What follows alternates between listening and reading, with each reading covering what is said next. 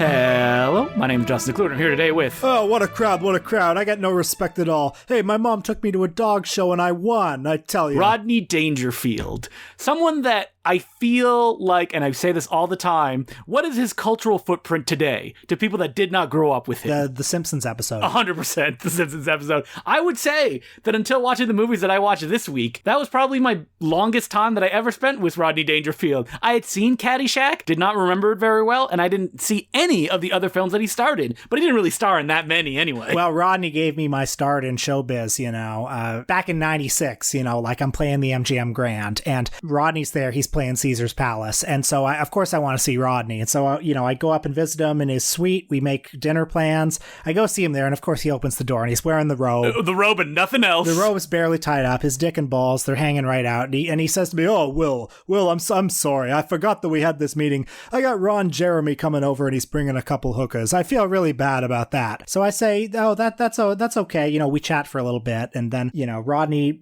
takes me back to the elevator, and I say to him, "So how are you doing, Rodney?" And Rodney tells me, "Hey, how am I doing? I'm saying bye to you, and I'm gonna say hi to a guy who can suck his own dick."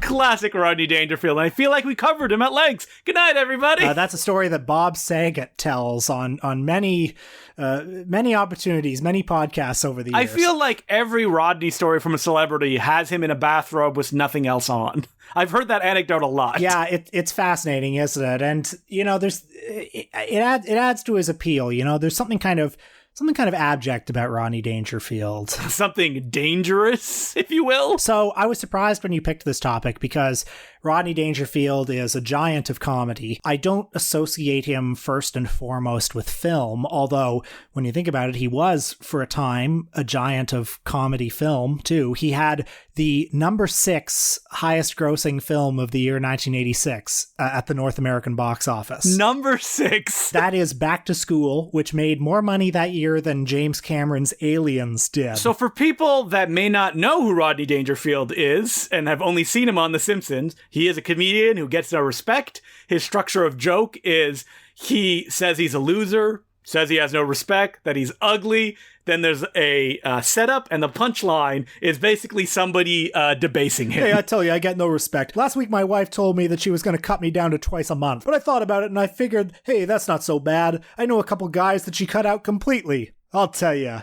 I walked in on my wife and the milkman. The first thing she says is, "Don't tell the butcher." I tell you, no respect. No one can see Will is wearing a red tie and a white shirt, and he's tugging at it as he goes. God damn it, Donald Trump, you stole Rodney Dangerfield's shtick! Rodney Dangerfield is, of course, a titan of film comedy because in addition to Back to School, he was also in 1979's CADDY SHACK, which is a very fondly remembered comedy, a real boomer perennial. I mean, we'll get to that, but the first question I want to ask is, did you ever listen to any of Rodney's records or specials? I've got one of his comedy albums. I believe it is called No Respect, and I've listened to it. My relationship with Rodney Dangerfield is that when I was 11 years old, I rented CADDY SHACK, and I had the reaction to it that many people have, which is that I thought a lot of it was pretty boring. A lot of it isn't very funny, but that every time Rodney Dangerfield showed up, I thought he was insanely funny. Like, when I was 11 years old watching Rodney Dangerfield in CADDY SHACK, that opening scene where he, comes into the golf club and then he goes into that gift shop and he's looking at the hat and he says, "Hey, this hat's really bad." Right? He says it funnier than that, but then he looks at Ted Knight, who's wearing the hat, and he says, "Oh, it looks good on you, though." I laughed so hard seeing that, and I mean, I didn't laugh as hard this week seeing it, but I still think he's really funny. What do you think that your 11-year-old's reaction to that stemmed from? Was it because that he was kind of a big, gregarious guy that was punching holes in those rich pricks around him? Yeah, I mean, I definitely had cause to think about what made Rodney Dangerfield funny this week, sitting through all these movies, which... yeah, being like, oh, these are not very funny. First of all, he was overweight and ugly. So that immediately puts you on his side. Conventionally ugly. Maybe there's some people who like Rodney Dangerfield's bulging eyes. Don't get me wrong. He's a beautiful man. Beauty comes in many shapes and sizes. But he doesn't have that preppy Craig Kilborn thing, Yeah, that's right. He is like a comedian that escaped from the vaudeville circuit, it looks like. Or, when you read his history that he came up that he had a real bad life, that he struggled, and that he played on the Catskill circuit a lot, you're like, oh yeah, that makes sense.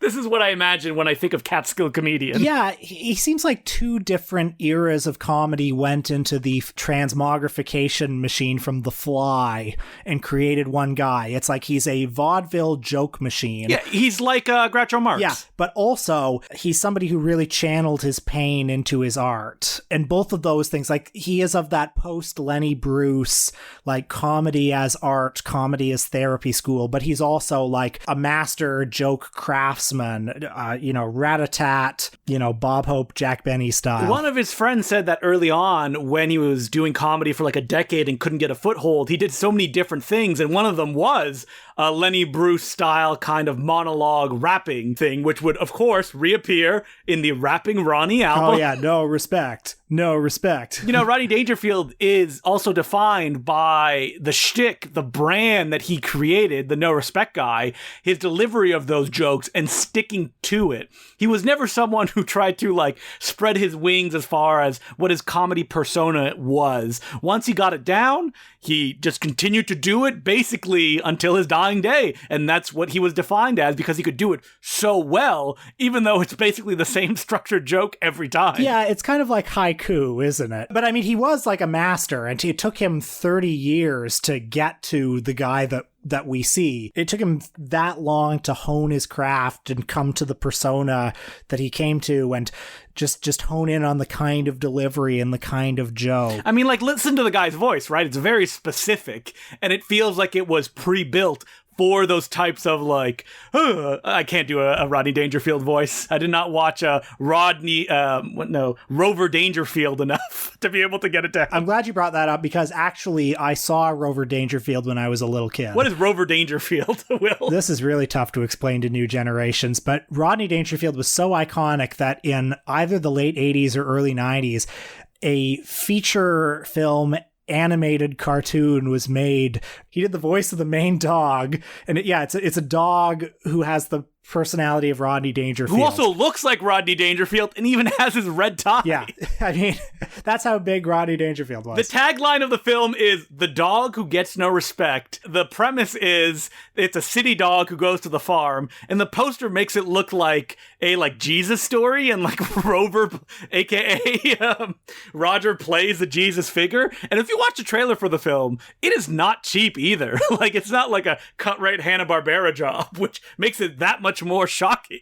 It's all about Rodney Dangerfield. But getting back to why Rodney Dangerfield was funny, he didn't become a big star until very late. He didn't take the stage name Rodney Dangerfield until the 60s, when he was in his 40s. And he was already working on the side, like he did like aluminum siding to make a living before that. But he'd been working as a comedian for like 10 or 15 years before he even got that stage name. And he was 59 when Caddyshack was released. People like to say like, Rodney Dangerfield only got his break at 59. And it's like, yeah, he did, but he did comedy since, like, he was a teen. It's just, he didn't get a foothold until then. So there was, I think, a sense that his success was both hard-earned, but also very unlikely. He worked really, really hard for a long time, and then he somehow snuck in through the side door. And I think that this informed his screen persona, because in his most popular movies, he's playing a rich asshole, but a self-made rich asshole. But that's weird, right? Because that's not his,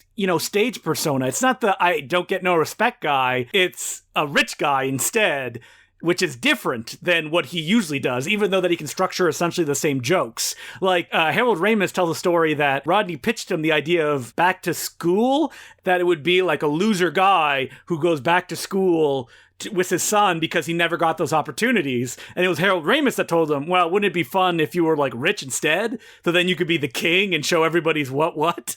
And it's like, oh, that's completely different than what Rodney originally intended based on what he usually does. Maybe it would take a theoretician to understand why he was a certain thing on stage and a different thing in movies. People don't like to watch poor people on screen. I mean, probably, though. Like, there's this kind of like liberating feeling in some of the movies where it's like, yeah, he's rich, but he worked extremely hard to be rich. And now, because he did all that hard work, he's nouveau riche. Like, he's got in, but he's not of that world. But because he has the money, he's allowed to be there, and he has the license to just disrespect that world. When he's on stage, it's like, I don't know, maybe the stage is just a more intimate or a more small scale medium. Like, you don't want to watch on stage like a rich guy talk about how he's like, punching up to all the other rich guys he knows. You want to see like someone who's under trouble talking about their troubles. There's something more intimate there than like the big screen, especially in the 80s, where like it was all about new money. You could be rich and you'll probably be like a Rodney Dangerfield, right? You won't be like one of those stuck up suits like Ted Knight in Caddyshack. And let's talk about Caddyshack, though, because this is considered by many a comedy classic. All those boomer comedy guys grew up on the Marx Brothers. And I think there's clearly an attempt to recapture something of the early Marx Brothers movies here. But in slow motion. Yeah, I mean, this movie basically has a 4-person comedy team, but the Margaret Dumont character is included in the team in the form of Ted Knight. Oh, I love Ted Knight in this movie. He is. Yeah, he's awesome. He's like in Duck Soup, the lemonade salesman played by Edgar Kennedy, like that like really slow burn straight man thing. But anyway, as with the Marx Brothers, each of the members brings their own very distinct and very different style and energy. And, your mileage may vary. You've got Bill Murray, who's, doing... Simple Jack. Simple Jack. Yeah, that's a nice way to describe it. As the groundskeeper, a lot of mugging, a lot of... hey, boo-boo! Like he's doing a Yogi Bear voice. What can you say? Bill Murray, famous for this movie. He was iconic for this role. I think he's been funnier elsewhere. I think I had to be there when it came out, I guess. And then, speaking of you had to be there, you got Chevy Chase. Yeah, I mean, I know we have a lot of listeners who are big Chevy Chase fans, so let's not disrespect the Chasester. I think you're thinking specifically of like Matt Farley, who loves Chevy Chase. Yes, that's exactly who I'm thinking of. I mean, he is not funny in this movie. He's like the son of a rich guy. He's got like no real shtick going on other than he's a cool dude that everybody likes. I don't want to say that Chevy Chase has no talent. He's a medium talent, yes, as his co-star would say. He has a very particular sliver of talent that starts to sparkle when you see it in the right light. Like when he's dunking on the Chevy Chase show. Yeah, or in Fletch when he's dreaming that he's a basketball player and he's got the big afro wig. Oh boy. I mean, the context of being a player at a golf club, that's perfect Chevy Chase. That's like right up his alley. Well, I mean, Chevy Chase is, like, his talent is a particular energy that he emanated in a particular kind of like underhanded way of selling a joke. Mm-hmm. He's got kind of a like Big Lebowski energy to him at the best of times. But I mean, good God, I mean, you've got Rodney Dangerfield in this movie. Who wants to see Chevy Chase? I agree. Because every time Rodney's on screen, not enough in this film, he's always wearing bright clothes. A lot of the times the camera seems to just be rolling and letting him riff around the room. Or he's doing stuff like, he has like a mechanical golf bag that also plays music and like a dance party breaks out. That's 80s gold right there. Yeah, I think he's hilarious. I think the stuff with Ted Knight. We're waiting! I like when Ted Knight is on that boat and then it cuts to like Rodney Dangerfield looking from his binoculars and he's like, hey, it's my buddy. That whole sequence is probably the highlight of the movie where the boat is about to crash into Ted Knight's little boat. He's like, oh no! And then the anchor falls. Beautiful stuff. It's weird that like Rodney Dangerfield throughout his very slim film career didn't do that much slapstick stuff. Probably because he was old. Oh, yeah. I mean, watching him in this movie and then watching him, well, frankly, in Back to School, but definitely in Ladybugs, it's like a man who is already not in particularly good shape in 1979. Don't make this poor man have to, like, coach a kid's soccer team. So, yeah, Caddyshack, I think, overall, not very good, but it's got, like, 15 very solid minutes. Yeah, everything with Rodney Dangerfield and Ted Knight, pretty much. Oh, my God. The scene where Bill Murray and Chevy Chase meet, which I understand was not originally in the script. Like, they started filming the movie and they realized, wait a minute, our two biggest stars don't have a scene together. We got to get them together. And that scene, I think, is just like not funny at all. All I was thinking while watching this movie is I can't wait to the day that we do a Patreon episode on Caddyshack 2. Alan Arkish's Caddyshack 2. Oh, I can't wait. In which Jackie Mason takes over in the Rodney slot. None of the returning cast. So, moving onwards, Rodney Dangerfield had as Will said, a massive hit was Back to School. And, it's an amusing picture. Whatever. It's fine. He plays as I said before, a nouveau riche guy who owns a chain of big and small clothing stores. Through circumstances that aren't worth getting into here, he divorces his wife, played by Adrienne Barbeau, who is just one of many incredible actors. Give an award to the casting director of this film, because this cast is insane. Keith Gordon, Burt Young, Robert Downey Jr., Emmett Walsh, Ned Beatty, and Sam Kinison, Robert Picardo, and of course, Kurt Vonnegut Jr. as himself. America had Rodney fever when this came out. Everyone wanted to be in this movie. So yeah, Rodney Dangerfield goes back to school, and I mean, the movie is smart. These people have figured out how to get you on Rodney's side, because like the only way he can go back to school is if he buys his way in. But also, like, he's got to be nouveau riche. He can't be old money. And it's implied that basically a lot of the professors at the school are old money. So, you know, this guy, like, he's been working his whole life to get into school, not unlike Rodney himself was working his whole life to get into comedy. So you kind of feel like he deserves to be there. And, you know, there's a scene early on when he buys everyone their textbooks. So you're already kind of on his side. Yeah, the film does everything for you to be on his side, even though that he has to be an evil, corrupt person to have a business as powerful as it is.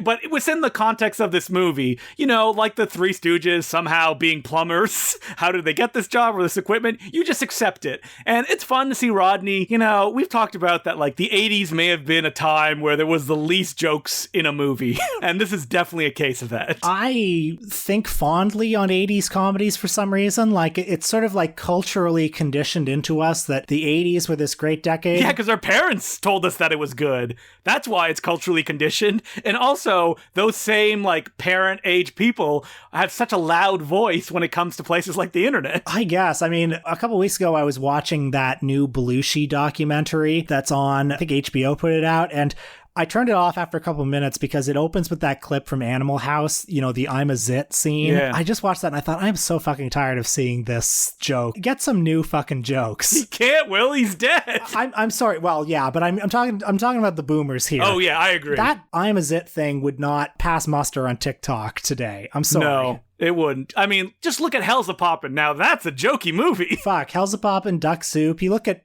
fucking Buster Keaton, like, literally breaking his neck for a laugh back in the 20s, and then you compare it to Chevy and Dan Aykroyd. Just sleepily walking through the excess that is the 80s. But anyway, I mean, I do sort of like Back to School because you got Rodney Dangerfield, who's a naturally kind of lovable and likable screen presence. He's doing one-liners, he's doing quips. Some of them are funny. You know, your mileage may vary. Like, every second joke is horrifically racist and sexist. Rodney fucks in this movie. Oh, Rodney fucks, yeah. But I can understand why this film would become as much of a classic as it's considered by some people, because those people probably saw it as kids. And this feels adult, right? It's about an adult going to a school and creating trouble and having like a fantasy version of that. So there is something appealing there.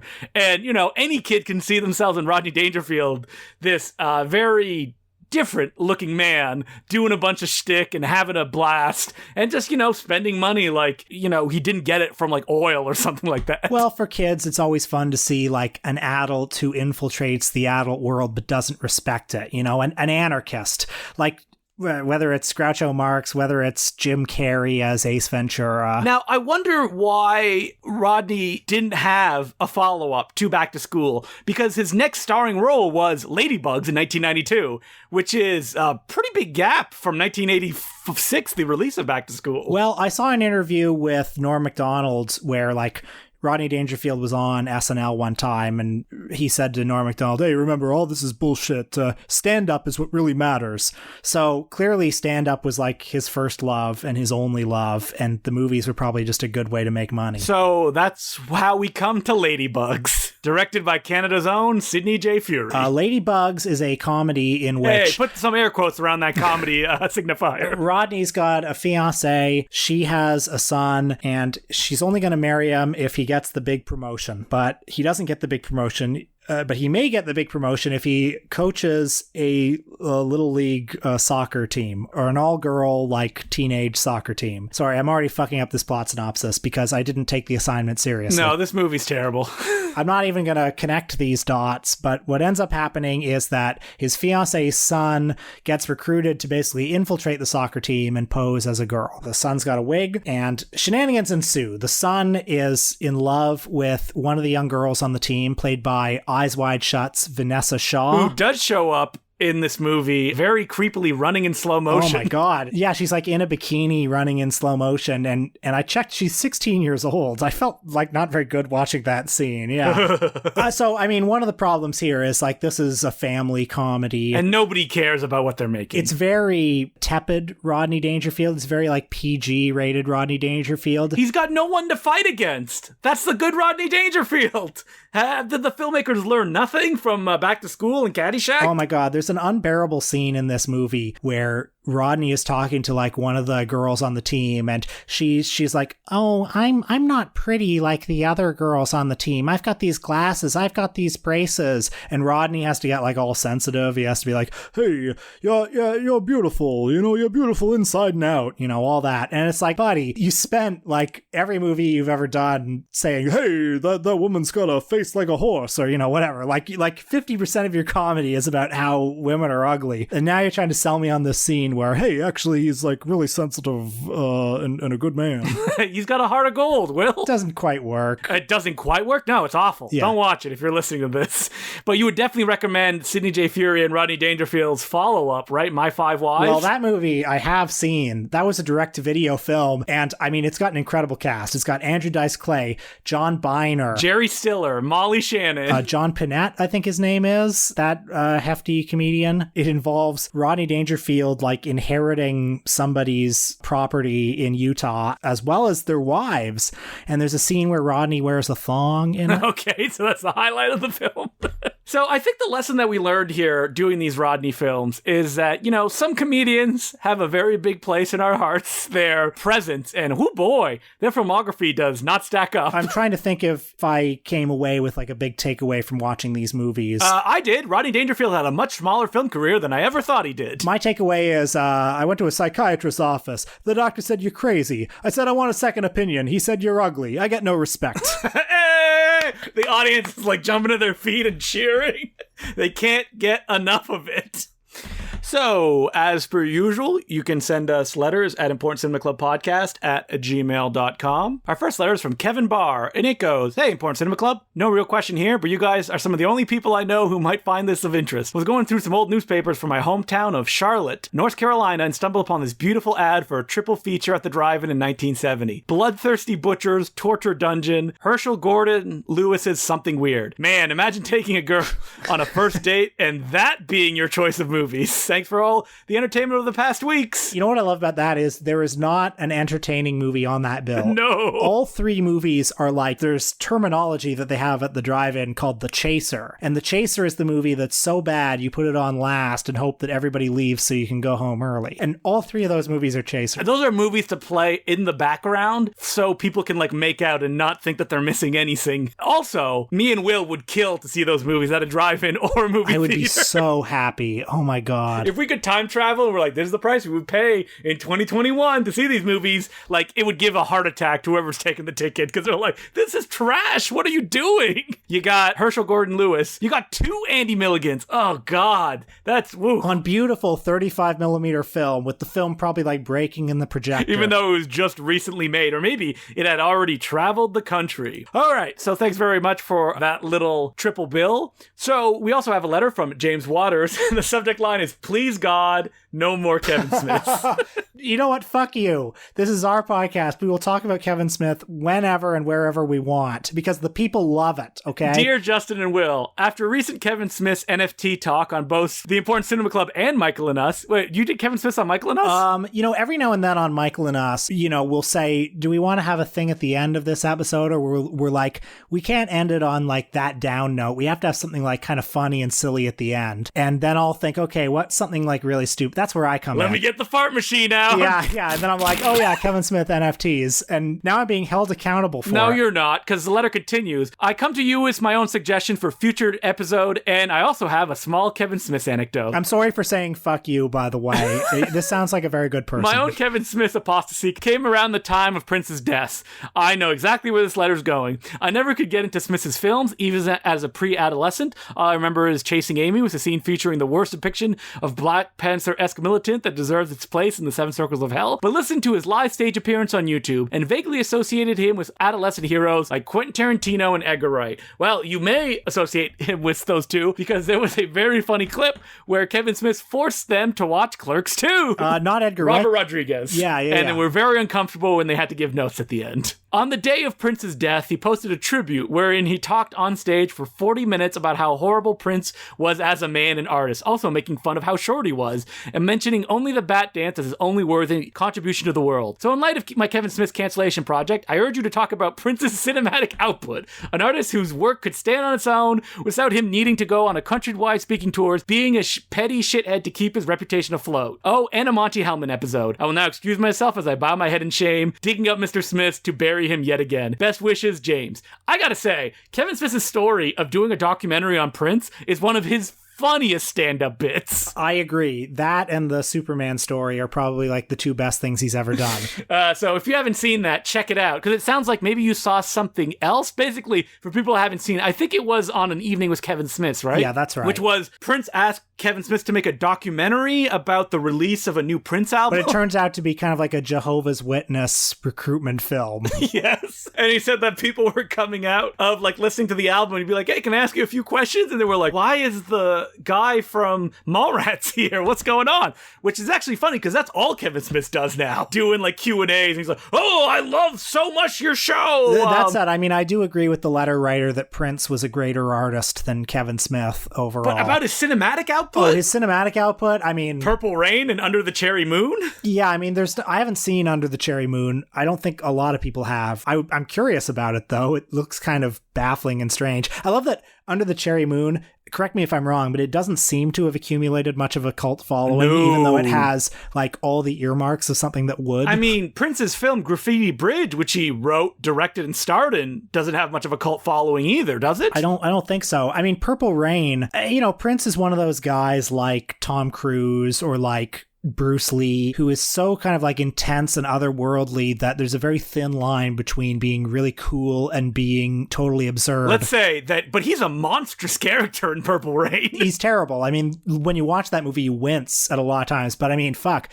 whenever he's performing, you really cannot take your eyes off the guy. So good. Yeah. Yeah. But it's like, he's like so close to the edge of absurdity. What the fuck's that song? Like Sexy Rita or something? When he's like writhing on stage. Sorry if I got the name of the song wrong. Yeah. But when he's like writhing on stage, like he's orgasmic and he's this like little 4'7" man who's just like strutting his sexuality. So, you know what? I feel like there's a Graffiti Bridge in our Patreon future. I think there could be an Under the Cherry Moon in our Patreon future, frankly. I'd love to explore it. There you go. Did you ever go through a Prince phase where you like listened to a lot of his music? After he died, I kind of made a concerted effort. I listened to a lot of his kind of like golden age stuff. I mean, I don't really gravitate towards him, to be honest, but I recognize the talent. Yeah, I've listened to like Purple Rain a million times and some of the other albums. There was like a documentary that came out, I believe, like shortly after his death that I remember enjoying. And it was one of those docs which was like, oh, I'm going to go check out all this music. And I was like, maybe not for me. But that's just personal taste. I respect him. I respect the talent. Yeah. So as per usual, you can send us letters at importantcinemaclubpodcast@gmail.com. And on our Patreon this week,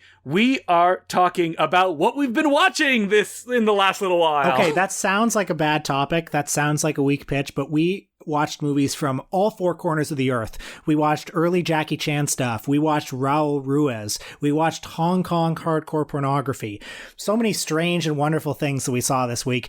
And we want to give you a roadmap to, a whole world of cinema. Check it out on Patreon this week at patreon.com/theimportantcinemaclub. What are we doing next week, Will? From the ridiculous to the sublime. We are looking at the cinema of Taiwanese master Ho Xiaoshen. Sweet. Are you a big fan? I am a fan, yes. And I remember when I first encountered his work in high school, I don't think I had ever seen anything that slow before. And I remember seeing 3 times theatrically, like when I was in grade 10 and just feeling that it was like an affront. Really? Are you like, look at this stuck-up man thinking this is cinema? I mean, I thought it was like a joke. It's like, this is so slow. But, part of me was kind of fascinated. And then then Simon Lang slid into your DMs and you're like, oh, now I know what really slow is. Oh, yeah. I watched like Millennium Mambo after because I was so fascinated that I actually like sought out whatever of his movies were available. You're like, give me the pay. I was like, this fucking guy. I'll watch Flight of the Red Balloon. I'll watch Millennium Mambo. I'm the guy who's going to prove that he's just a joke. I don't buy into what the art crowd thinks. But yeah, I love Ho Shou Shen now. Oh, okay. So there was an about face since then.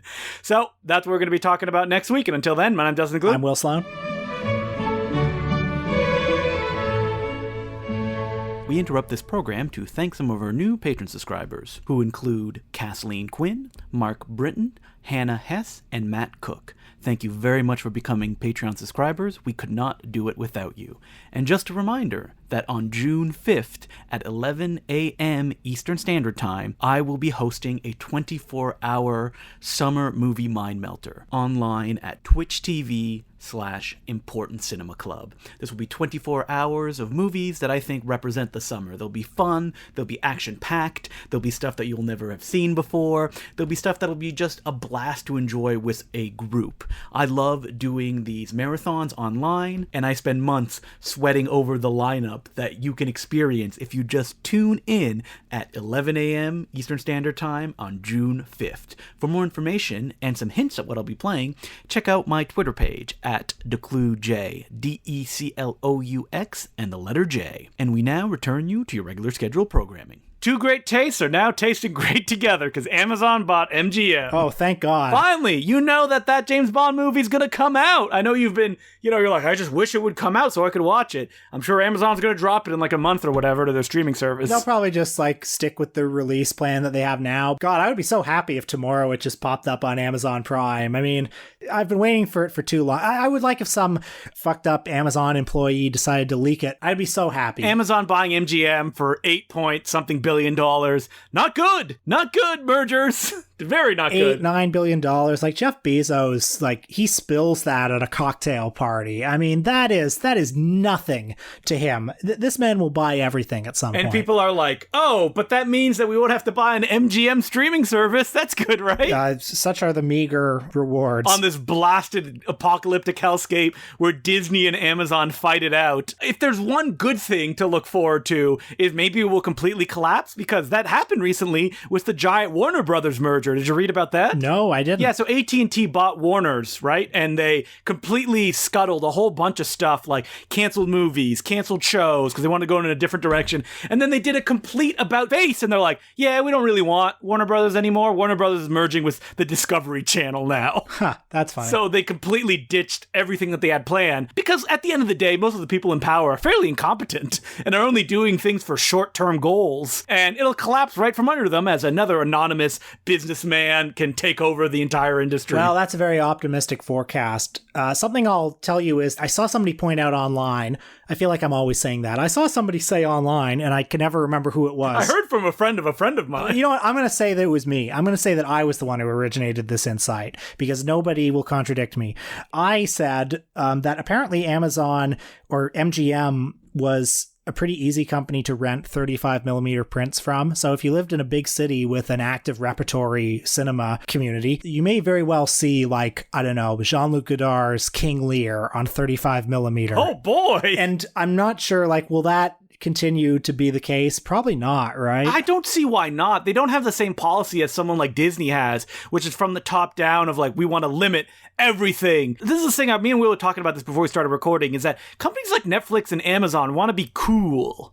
And because money doesn't really mean anything to them, that's all the value that they can have. And, they're big, evil, awful companies. So that's the only, like, last resort. And being able to, like, rent 35mm prints, maybe they'll slap on, like, an Amazon logo that they cut into it. Okay, but ultimately, like, the reason that you buy a big library like this is to have streaming content. Eliminating a 35mm rental market is not hurting the streaming market. But again, I mean, they could kill it because on a spreadsheet, someone's going to be like, wait a minute, we're renting these movies out? We want people to just subscribe to the streaming service. They're not subscribing because they're going to the movie theater, which makes no fucking sense. Exactly. That's not how it works. And it's peanuts. Like, why keep The Office open? Because it's cool. Because it gives them clout. That's what they want. That's why Netflix does this kind of projects that they do, right? I mean, also because they can get IPs and stuff like that. But like bringing back Mr. Show or bringing back Kids in the Hall, that's not a big money maker, because money doesn't matter. It doesn't mean anything. It's all invisible for companies that big. It's all about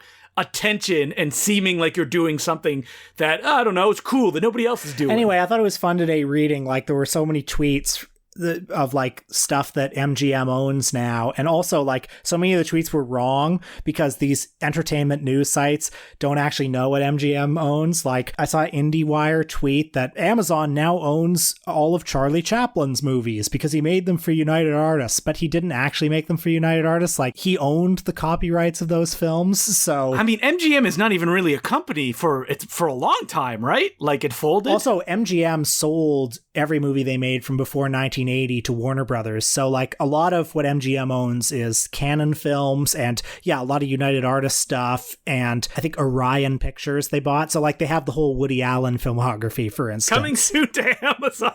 Isn't it great that Amazon and Woody Allen are now back in business? I think it's a beautiful Hollywood ending. Will Woody Allen's catalog become so scarce that it'll be like, oh my God, have you seen this Woody Allen film? Amazon doesn't want us to watch it.